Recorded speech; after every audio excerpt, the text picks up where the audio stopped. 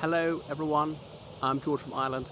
So I'm going to talk about the late Sir Eric Anderson, who died just a couple of days ago, and no one could be more apt than this spot to talk about him, because that's his former house behind me, the headmaster of Eton's house. So it's open to members of the Eton College community only, which I like to think includes me. So, well, don't want to go over the biodata too much, but he's just died at the age of 84, leaving his wife, his son and his daughter, several grandchildren. One of the grandsons was here indeed.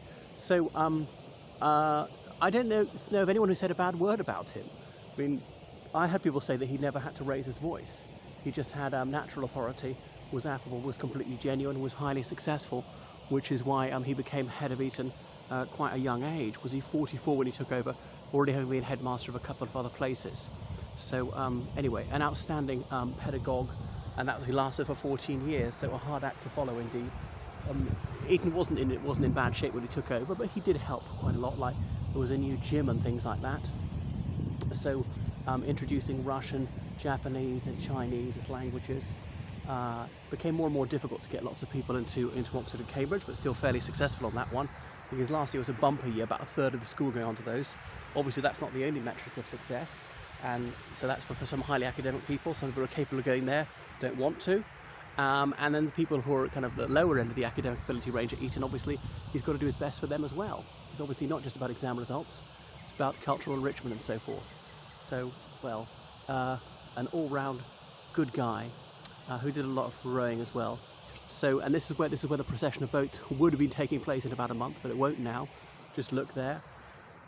And that's an 8 behind, as in a river, spelled EYOT, 8, pronounced like the number 8. So that's an island on the Thames, and only in the Thames. A procession of boats come along here. The boys in that 19th century sailor's rig, and then the cocks who steer in the boat dressed as an admiral. So I don't think he ever rowed himself, but was certainly supported rowing, because it's a very expensive sport to do. And under his time, Eton was the biggest rowing club in the world, and the Eton boats were sold abroad, and Eton crews used to go to Japan to test them out, get the Japanese to buy them, another income for the school. And Eton had a bit of difficulty, midway through his time, nothing to do with him.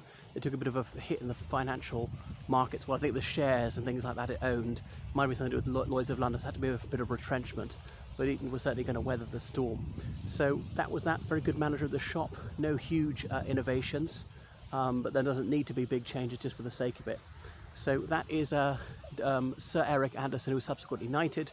He was headmaster here for 14 years and later returned as provost. That's a live-in head of the Board of Governors for a further 9 years, and then enjoyed 11 years of retirement before he's been called to the great big schoolroom in the sky. Right, that's enough about the late Eric Anderson. Toodaloo.